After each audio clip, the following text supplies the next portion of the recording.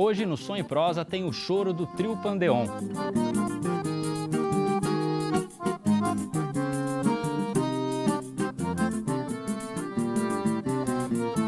Além disso, nós vamos conhecer detalhes desse estilo musical que nasceu no Rio de Janeiro no século XIX. Fique ligado, Som e Prosa começa agora.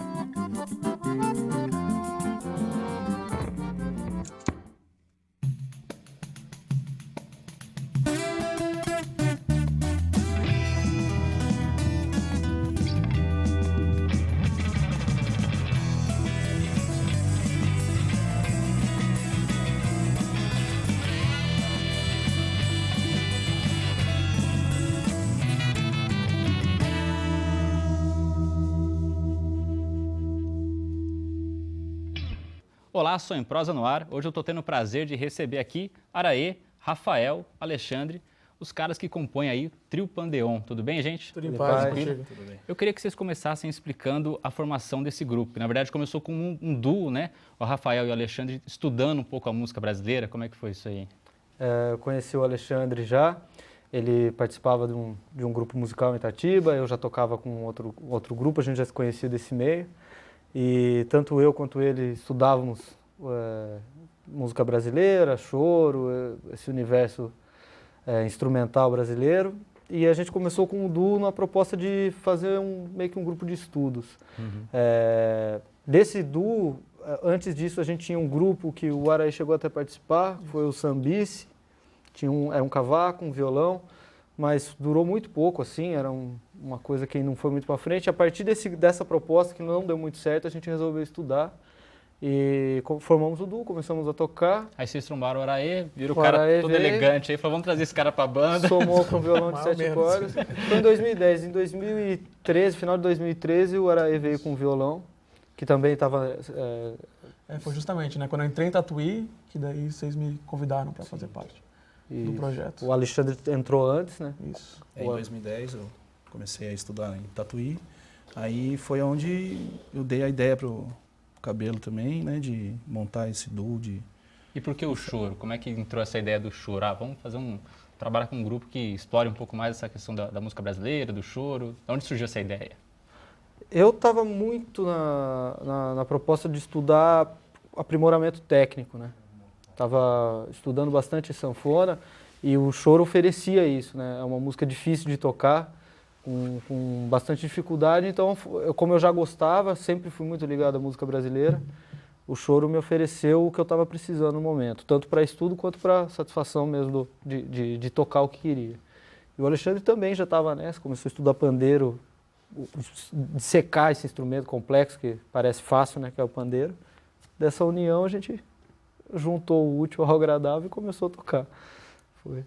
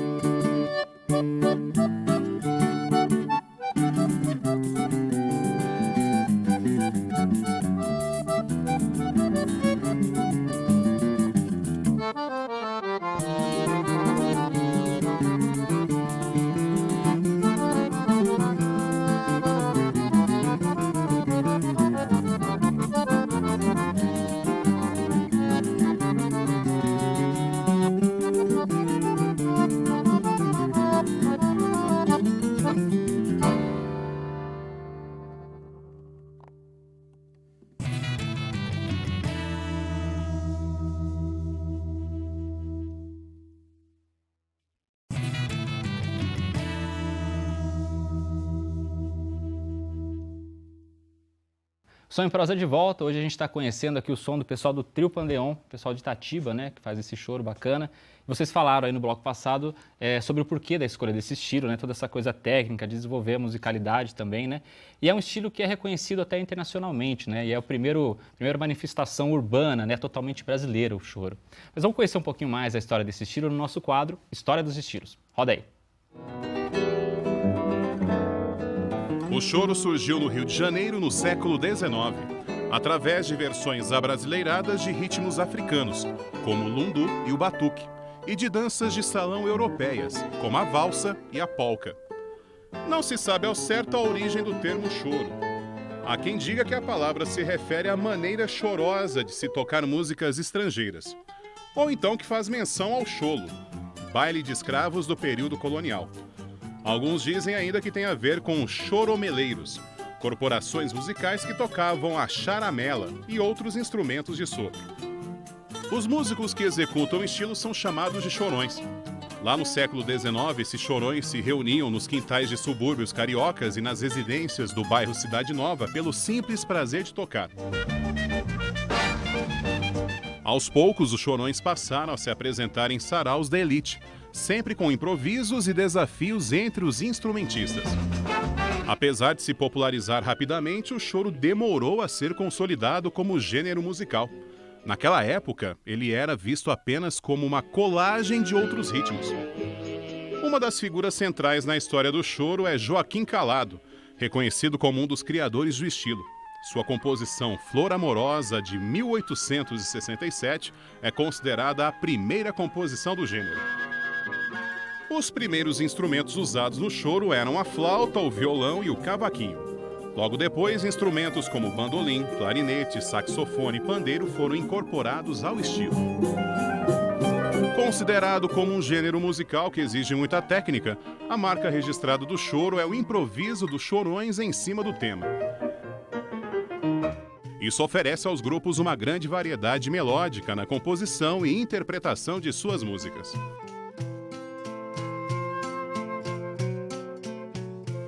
O som do choro é predominantemente instrumental, mas algumas composições ganharam letra própria.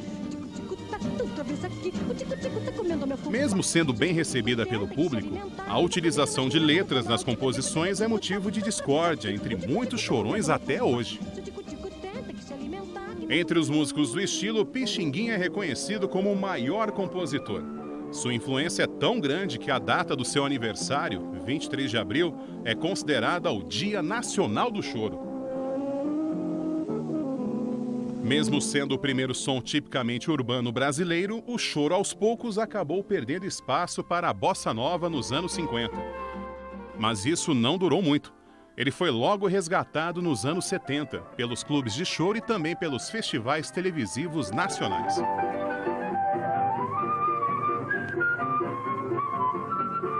Hoje o choro é de orgulho. Ele tem lugar de destaque entre os estilos musicais. Inclusive, é reconhecido como patrimônio cultural imaterial brasileiro.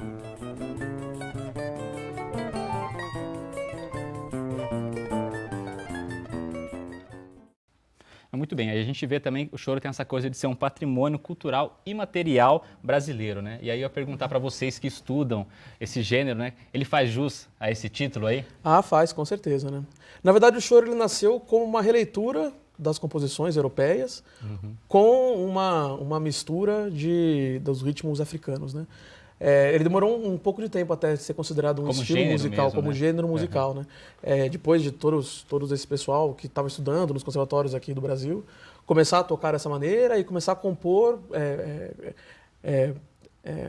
músicas nesse estilo, né? Com essa linguagem que já estava sendo usada para tocar as músicas do exterior. Eu acredito que seja uma manifestação importante, a mais importante do Brasil, porque ela mistura todas as regiões e ela consegue dizer de cada um dos lugares e de cada um dos compositores a história do povo e a história da terra, né? Traz esses elementos traz todos. esses elementos, né? O choro mais rural, ele traz todos os elementos da escravidão, né, da vida na lavoura, daí o choro mais urbano, essa coisa da correria, tanto os mais antigos quanto os mais novos, né? E tem uma outra coisa muito interessante, que é essa coisa assim do choro ter se desenvolvido nas rodas, né? Isso. E aí eu ia perguntar para vocês assim, como que isso até auxiliou o desenvolvimento do estilo? Porque nas rodas rolava essa coisa do desafio de um músico com o outro, e essa coisa também do improviso, que é característico do choro também, né? Então foi um espaço importante para o desenvolvimento desse estilo musical? Ah, foi, né? Chorão é marrento, na verdade, né? Ele gosta de desafiar o outro, ele gosta de tocar na roda, ele falar o tom, sabe, já é demais, já. Você tem que sair tocando do jeito que demais, do jeito que vem, você tem que sair tocando. E o bacana do choro é que todos os instrumentos são solistas, né? Então o violão tem essa coisa do baixo contínuo, né? A percussão tem uma linha rítmica, né? Mas tem uma linha quase que melódica ali. Se analisar bem direitinho, né? Ele cria uma... Os graves dá para acompanhar bastante E melodia. a, Isso, e a justamente. improvisação do choro é diferente, por exemplo, porque não é um estilo baseado na improvisação, né? Por exemplo, diferente do jazz, que é um tema geralmente curto e o resto de tudo é desenvolvido na base do improviso. O choro já não, ele tem tema geralmente longo, harmonias estritamente não, mas basicamente tonal, principalmente o tradicional, o choro tradicional, muito movimento, né, de harmonia, de melodia, e a brincadeira do improviso se desenvolve em cima dessa melodia, né? Uma Então variação é um espaço constante, limitado para improvisar também, né? isso. Talvez limitado, não sei se seja o termo, mas é muito preso a um tema. Isso, né? mas em respeito à composição do mestre, sabe? Entendi. Da pessoa que fez aquilo lá, existe esse respeito pela qualidade do trabalho que ele fez, né? E vocês falaram um pouco aí do choro nas diferentes regiões, né? De como até perceber esse choro feito em diferentes regiões. E tem um cara que é uma figura muito importante no choro brasileiro, que é o Jacó do Bandolim, né? E vocês trouxeram, inclusive, uma música deles para tocar hoje aqui, né? Ele é um cara que, inclusive, assim, conhecido não só pelas composições, mas também pelas releituras que ele mesmo fez, né? Eu queria que vocês falassem da importância, né? Desse músico, esse compositor brasileiro, e até o porquê de trazer essa música, né? Que vocês trouxeram hoje aqui. Isso, o Jacó, eu considero ele um gênio, e foi considerado por muito tempo por muita gente, né? Não sou só eu. Porque ele trazia de fato, né, essa questão da releitura, essa questão do rearranjo, né? E de trazer alguns compositores que não tinham muita evidência na época. De outras épocas também, né? De pessoal mais antigo. E o que é bacana é porque na época ele foi um vanguardista, né? O pessoal diz que o choro é tradicional, mas na verdade não é. Ele é bem vanguardista, ele traz os conceitos da atualidade, né, para conseguir fazer uma releitura de uma peça que já existe, né? O Jacó foi bacana por causa disso, sem contar os recursos tecnológicos que ele usou, todos os parceiros que ele teve, né, que ele foi buscar o que existia de melhor. Grande compositor, grande intérprete. Isso. Até a gente estava conversando, o Araí lembrou, o Jacó regravou muito o Ernesto Nazaré, então a força Pixinguinha também, das né? gravações do Jacó trouxe à tona esse grande material, esse grande mestre que foi o Ernesto, né? Provavelmente isso aconteceria mais cedo ou mais tarde, mas Jacó teve uma força muito importante, porque ele foi meio que o pioneiro a começar a gravar Ernesto, assim, bastante, e mostrar o trabalho que até então não era tão conhecido do Ernesto. Então, exime um músico, né? E marrento. Bem marrento.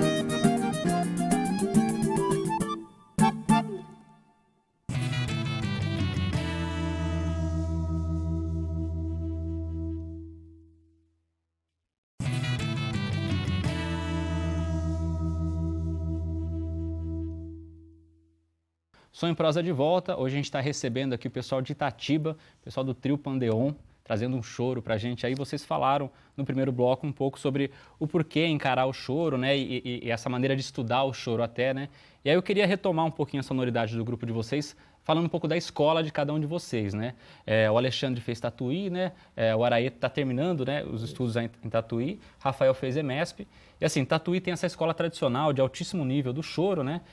E o Rafael teve uma outra experiência aí com o choro, até com uma música um pouco mais regional também, né? E eu queria que vocês falassem um pouquinho assim de como essas escolas influenciaram no som que vocês fazem hoje. Se ele é mais tradicional, se ele é mais moderno, como é que vocês têm trabalhado essa coisa da composição? Então, eu acredito que a gente tem uma mistura muito bacana, né? Porque eu sou uma pessoa muito tradicionalista, né? Até no questão de estilo, fui estudar choro porque estava mais próximo com o samba, eu prefiro ficar nesse... me apoiar na tradição na hora de fazer as minhas composições, né? Na hora de tocar, das minhas influências. Só que cada um tem um estilo muito diferente, né? Aqui, cada um tem uma vivência, uma história de vida e a gente consegue trazer essa experiência individual de cada um para um ambiente seguro, né, e congruente, sabe? Que a gente consegue transformar as coisas que a gente toca numa produção do grupo, né? Acho que a gente se permite também arriscar. Eu, nas minhas composições, não penso muito só na forma de um choro. Eu deixo o assunto vir e vou fazendo. E daí, a grande vantagem é que apresenta isso para o grupo. Então, às vezes, o Araê, por exemplo, vem com uma ideia de acompanhamento mais tradicional, mas que soma e não choca com uma ideia que talvez a melodia não seja tão tradicional, assim, ou a harmonia não seja tão tradicional, mas complementa, entendeu? Ao invés de chocar, complementa, soma. E eu acho que isso daí dá uma característica interessante pro trabalho do grupo. E tem essa coisa da sanfona também, né? Que apesar de não ser um instrumento tradicional do choro, ele foi um instrumento bastante explorado, né? Como que fica essa questão dessa sonoridade também? Aí muda um pouco também esse estilo de música que vocês estão fazendo, até essa coisa assim de você estar trabalhando, né, com os baixos também da sanfona, né? Até um grau de dificuldade a mais também, né? Como a gente não tem cavaco ou outro instrumento que geralmente tem de acompanhamento, a gente procura explorar tanto a base harmônica quanto rítmica só nesses três. E a sanfona daí já muda um pouco a cara, não tem só a função de solista, né? E sim tentar acompanhar. Mesmo porque quando a gente está tocando, geralmente abre espaço para improviso e tudo mais, então o violão sola muito. E daí a sanfona fica mais como um instrumento de acompanhamento mesmo.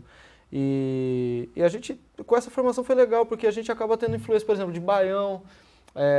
Tem muita coisa instrumental, choro instrumental, por exemplo, do Dominguinhos, do Sivuca, que como vieram, né, com uma música nordestina muito forte, raízes, né, da música nordestina, eles trouxeram isso para um choro. E o Dominguinhos, por exemplo, muito moderno, né, com conhecimento muito grande de música, ele somava também essa coisa tradicional do choro, essa coisa tradicional do regional dele, mais essa questão de harmonia e outros conhecimentos que faziam que a música crescesse muito, evoluísse muito, né, ficasse nova. E a gente procura trazer um pouco dessas influências também. E daí sanfoneiro tem vários, né, dos mais clássicos, Orlando Silveira, tem o Chiquinho do acordeon, o Sivuca também tinha bastante coisa. Até mais, por exemplo, Toninho Ferragutti, tem um acordeonista que chama Alessandro Kramer. Toninho Ferragutti, inclusive, foi indicado a 2 Grammys latinos. Né? Ele ele é um grande acompanhador, grande músico, e passei por todos os estilos, assim, com muita classe, né? Então, e ele toca muito bem choro, um grande instrumentista, mas ele toca várias outras coisas também. Bom, a gente falou no bloco passado aí também sobre como o choro, né, se desenvolveu no Brasil através do Rio de Janeiro, mas se espalhou aí por todas as regiões e até para todo mundo, já que é um estilo assim, muito apreciado, né, por essa técnica e por essa forma. Mas para quem quer conhecer um pouquinho mais esse estilo, a gente separou a nossa dica de hoje, que é um almanaque que explora a história do choro. Roda aí.